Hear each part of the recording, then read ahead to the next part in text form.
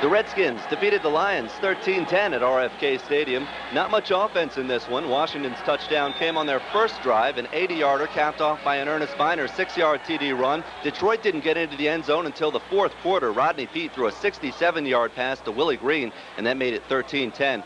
Jason Hansen missed a 49-yard field goal try with less than 2 minutes. That could have tied the game for the Lions. So once again, the final, Washington 13, Detroit 10.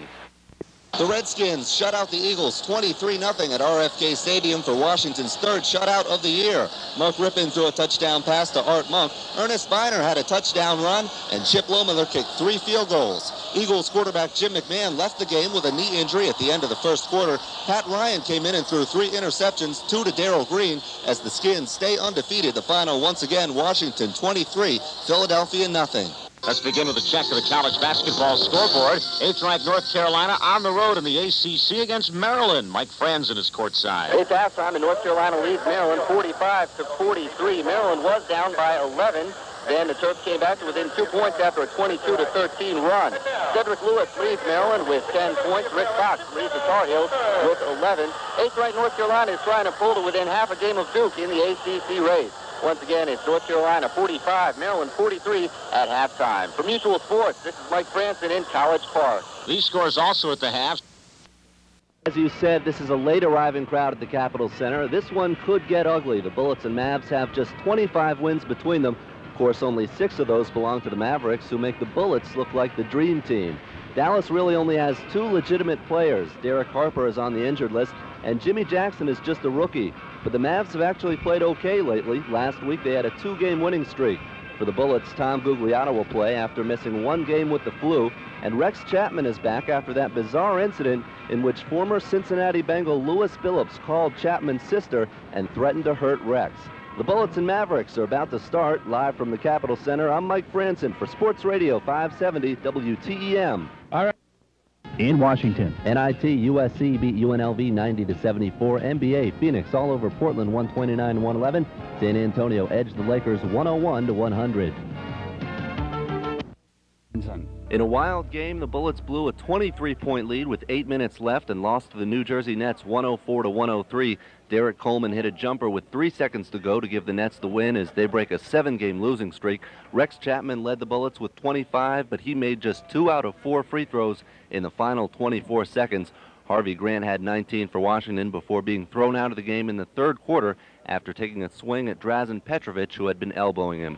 Once again, the Nets beat the Bullets 104-103. From the Capitol Center, Mike Frandsen, Sports Radio 570 WTEM. early today.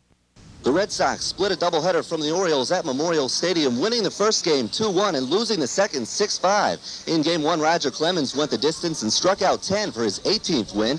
In the second game, the Red Sox had a 4-0 lead, but Cal Ripken hit his 32nd home run of the year in the 6th. Then with 2 outs in the bottom of the 9th, Ripken singled in Chris Hoyles to tie it at 5. Greg Harris then walked in the winning run as the Orioles beat the Red Sox 6-5 to split the doubleheader. The Capitals beat the Kings 7-4 at the Capitol Center. Kevin Hatcher led the way for Washington with 2 goals and 2 assists. For L.A., the Great One assisted on 2 goals. Wayne Gretzky's first assist gave him 2,200 career points. Rob Blake scored twice for L.A., but it was not enough. The Caps take sole possession of first place in the Patrick, while the Kings fall a game below 500. The final, once again, Washington 7, L.A. 4. The Redskins upped their record to a perfect 7-0 yesterday with a 42-17 win over the Cleveland Browns at RFK Stadium. Skins receiver Art Monk had 7 catches to move past Charlie Joyner into second place on the NFL all-time receiving list. Rookie running back Ricky Irvins ran for over 100 yards and 2 touchdowns after replacing Ernest Biner. Biner rushed for 62 yards before leaving the game with a bruised hand. There's no doubt about it. I'm playing great ball. Yeah, so being in the situation that I'm in, having guys behind me, Gerald, Ricky, Brian, all the guys can play ball. All the guys can play. Elsewhere yesterday, the New Orleans Saints remain undefeated with a 13-6 victory over the Philadelphia Eagles. The Dallas Cowboys are 5-2 after beating the Cincinnati Bengals 35-23. It was Minnesota big over Phoenix 34-7. The Buffalo Bills are 6-1 after a 42-6 thrashing of the winless Indianapolis Colts. Kansas City crushed Miami 42-7. Houston won to improve its record of 5-1, but it was a close one over the New York Jets 23-20. Atlanta upset the 49ers 39-20. 29-34. The Rams beat the Chargers 30-24, and the Raiders got by Seattle in overtime 23-20.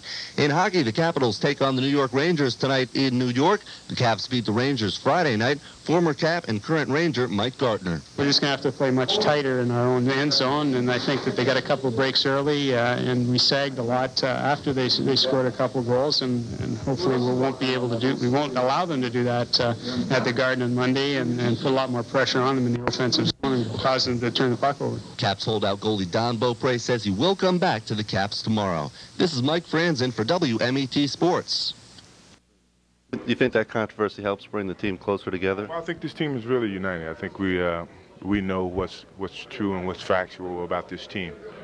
We had a very exceptionally great season last year. We went through a lot of ups and downs, but we were very successful at the end, and we were a team at the end.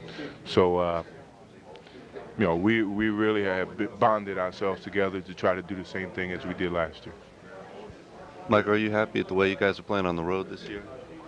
Well, I think we're doing what we have to do. We have to scrap and win games. We've been scrapping and fighting very hard, and we've been winning. That's what you got to do on the road. Mike, what do you think about Purvis? Is he one of the most improved players in the league this year? Purvis turned a lot of things around. I mean, ever since his #1 draft pick, there was a lot of doubters in the league about Purvis, and gradually he's turned all those doubters into believers. So I would consider him the most improved as of right now. Mike, do you remember what you were saying to AJ there at the end? AJ's cool, man. I told AJ, and I said it jokingly, so don't make it seem so harsh. But I told him he didn't get all the 51. It was about 3 or 4 of the guys that helped to get those 51, if you know what I mean. Because he was playing defense, and I scored 51. So I said he got a few of them, not all of them. And he was laughing and joking about it. Mike, we're going to head to the playoffs. Who do you think will be tougher, Cleveland or Detroit or maybe New York? Those are 3 tough teams. Cleveland's totally got the right package and the talent.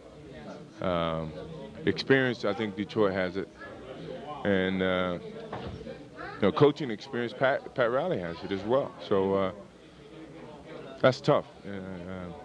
But I would still give the edge to Detroit because they're champions and they've been there and they know what it takes. All right. Cool. Can you talk about the strengths of Buffalo's defense, what you know of? Basically, they got a great defensive end, and Bruce Smith, great linebacker, and Bennett, and Conlon, and Talley. Secondary is definitely solid.